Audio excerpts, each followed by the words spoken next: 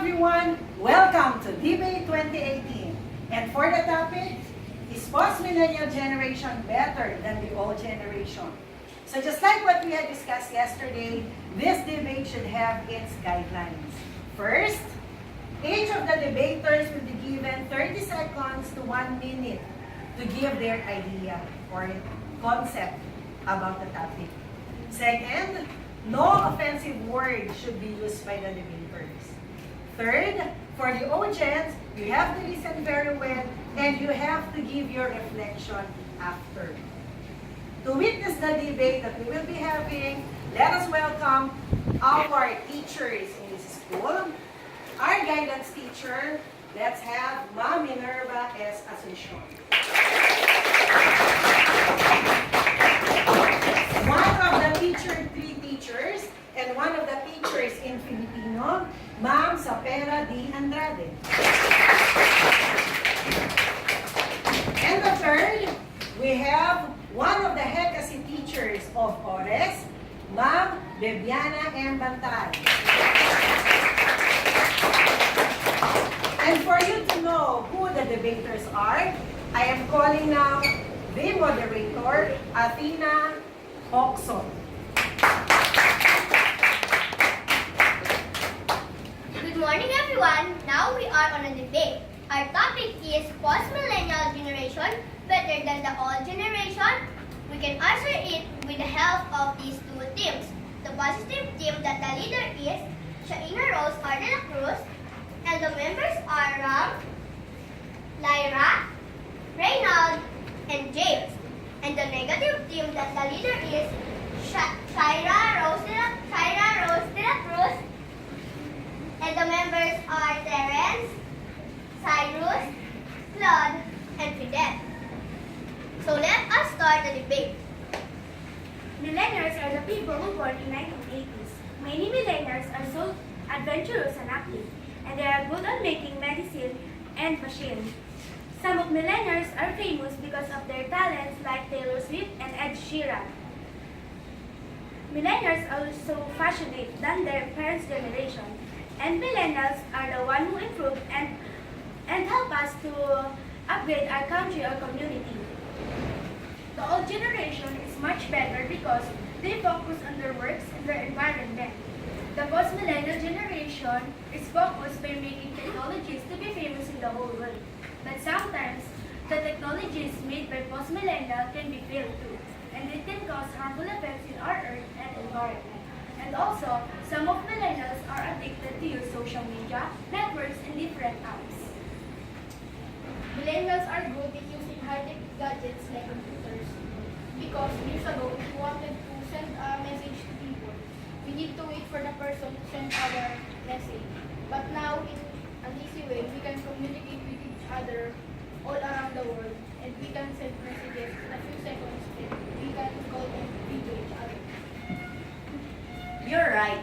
Technology can help us in many things that we need, but sometimes it can affect us. Those technology or gadgets like cell phone, laptop, computer can affect kids because kids is the one that are always using gadgets, but they didn't know the harmfulness of those technologies.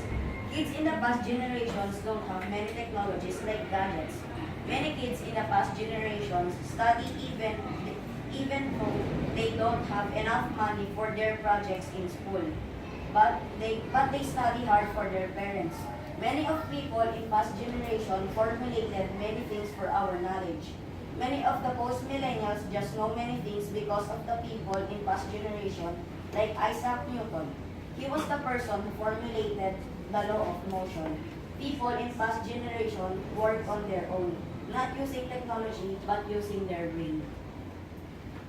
Yes, I know your answer is right, but we need technology if we are need to search or teaching. Millennials are more knowledgeable compared to the parents' generation because now technology has been used for teaching so that millennials can get more idea to make machines who will improve our country. Millennials use technology to make machines to get so that the idea to make a machine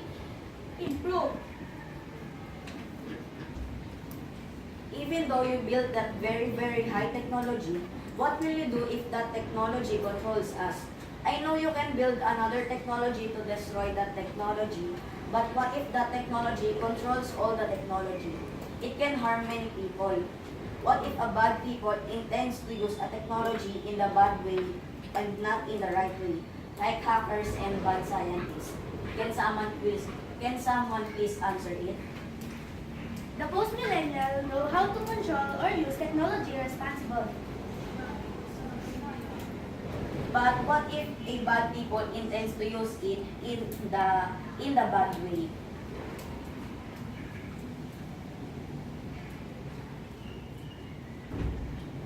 Post-millennial use only teach technology for educational, not to harm people.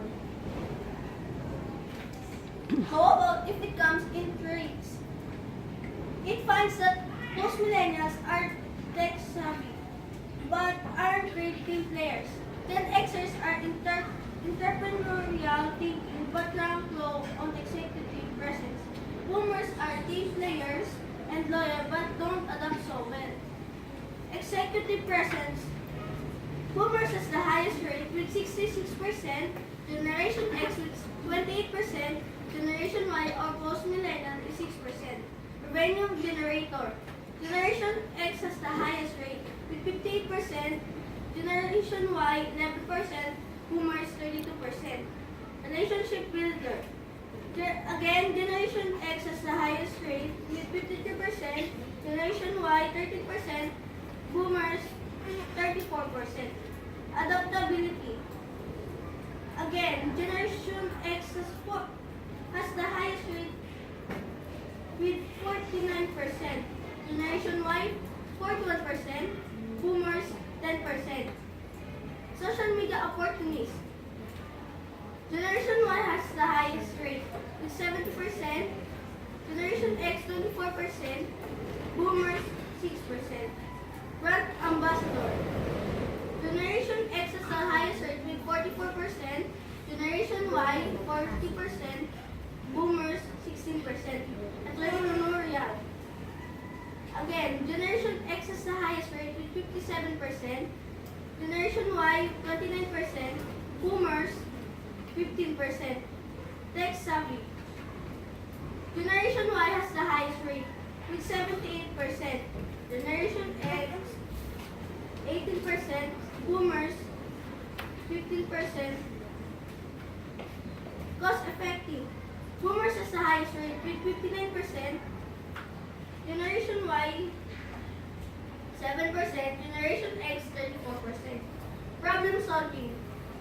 Generation X has the highest rate with 57%, Generation Y 16%, Boomers 26%. Granting that post-millennials are not great team players, but we are more adventurous. We want to see the world and experience different cultures. You're right. Most millennials are adventurous and sometimes they become aggressive and it can cause war and fight. It's not only post-millennial being aggressive. On all generations, there are some aggressiveness. The war started on Marcos Street, and on present, the war has been started again on the third administration to fight their rights. We may be warriors but we still achievers. Some of us might have what others might get unrealistic expectation for our future, but we're very willing to get ourselves there. That's true, but now millennials are now conscious about their looks. At the young age, many people make up to themselves. Millennials only care about looks, not on our environment.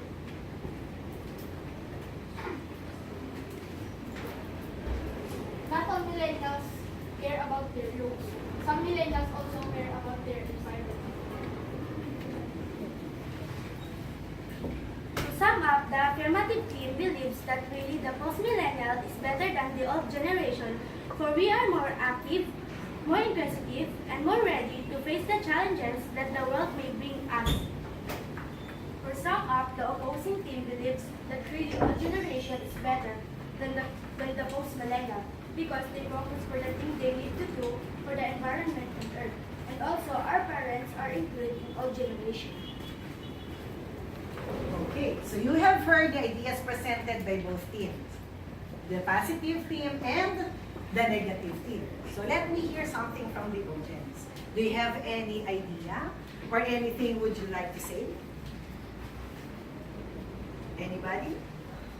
Yes, Zoe. Affirmative is like we can use Google to search our creative to come out with no news, but we can use our brain or asking friends to we can use it in radio to know this.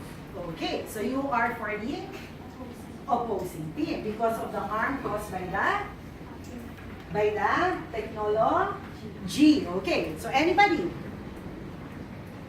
No more? May I hear from Emerald? I am for the affirmative team because technology helps us in our studies. We can research in social medias like Google. Technology gives us harmfulness and usefulness too, but technology gives us more usefulness. Like if we are doing household chores. An old generation, we used to sweeping the floor is the old clothes. But now we can use map for sweeping the floor by the use of the technology. Okay, so you are for the affirmative team because of the convenience that we have because of the technology. So here you are for the opposing team because of the harm caused by the technology. So what is your reflection about it? The technology can be harmful